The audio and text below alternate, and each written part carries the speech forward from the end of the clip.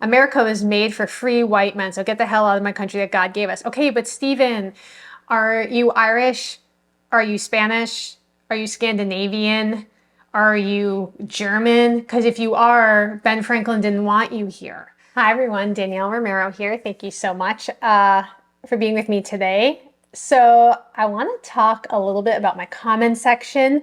Some keyboard warriors have decided to weigh in with some historical insights, and I want to address some of them. So let's dive in and talk about what's going on beneath the surface in the hearts and minds of some of our viewers. Stephen said, America was made for free white men, so get the hell out of my country that God gave us. He's talking to me. Gregory Rasputin right behind you, very charming picture, pointed this out. He looks like he must be a fan of 4chan based on the way he wrote this. White people establish new nation. It's successful and people want to move there. The whites who created the country want other whites as their fellow citizens. This is the ultimate evil for some reason. And then he puts at the end, access to whites is not a human right. This idea access to whites is not a human right. I don't know what that is. I feel like it's really catchy. He's got himself a little catchy thing. It kind of gives me Elmer Fudd vibes trying to say it, like access to whites is not a human white. That's like all I can hear when I'm saying it is Elmer Fudd. White people establish a new nation. It's successful and people want to move there. Well, that's leaving out so much in between. I immediately want to say, well, what about the letter Benjamin Franklin wrote talking about the people who are white, saying the Swedes are too swarthy to count as white, the Germans can't count as white. Like, where are you fitting that in your bullet point list? Here, again, goes to this idea of white. And if white was something that was super easy to define, maybe he has an argument for himself.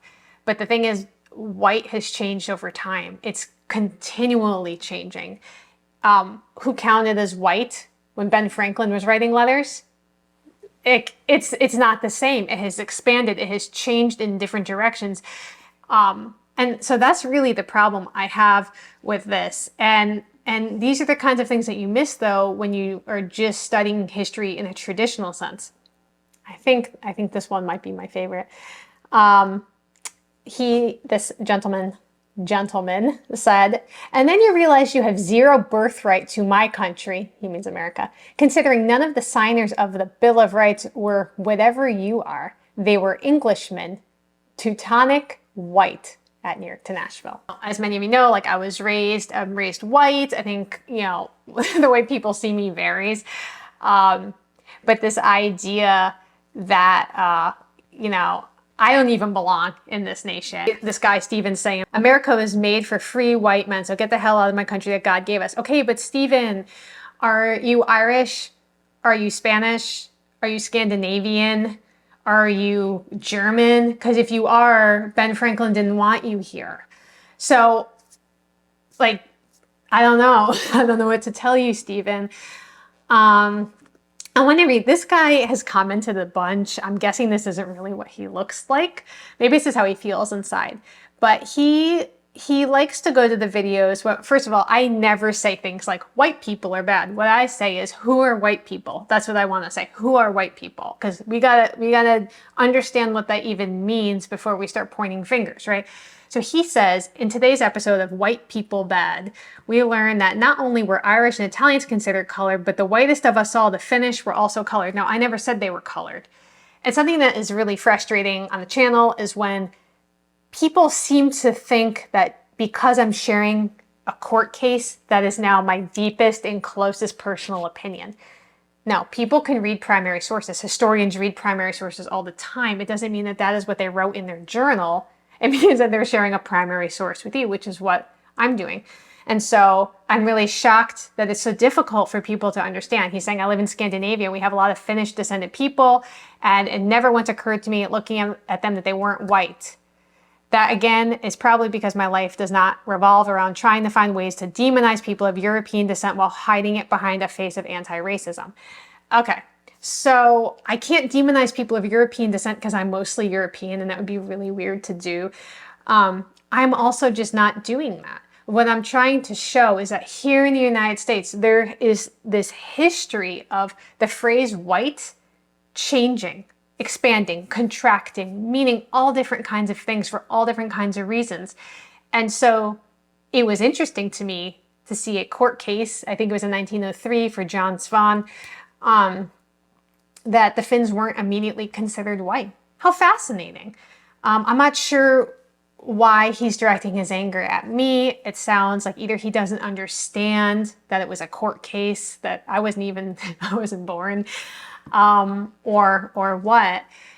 And so I wonder, is this something where, people are just not really being taught how to look at primary sources? I think they call it don't kill the messenger. This isn't just another history channel. I'm not an anonymous narrator hiding behind really beautiful stock footage. And not that there's anything wrong with that. I think there's a time and place for different channels. And I certainly watch a lot of channels where I don't know who the person is that's making the content. And sometimes it's not even a human voice, it's an AI voice. But I'm always forward facing. I'm engaging directly with these stories and with you. We're doing this together. And I don't even use a teleprompter. I try to keep this as authentic as possible. I write up my notes and I have my computer here. Well, I kind of glance at them, and most people on YouTube are using a teleprompter. And I don't know, maybe I'll do it at some point. But right now I wanted to just be like, we're just sitting down and we're talking. And, so when there's pushback against the content that I'm making or the history that I'm sharing, it's not an attack just on my individual narrative. I think it's an attack on this idea that the story of the regular person matters. I think that bothers a lot of people. I try to stay as apolitical as possible on this channel, but people get triggered by words and they stop listening. And I think that is an important thing to recognize when we see people who are frustrated. So I usually don't bring up my expertise in this because I really believe history doesn't need to be gatekept by academic degrees. I really, really, truly believe that information is out there. It's almost always free. Everyone should have access to this information and raise themselves up with it.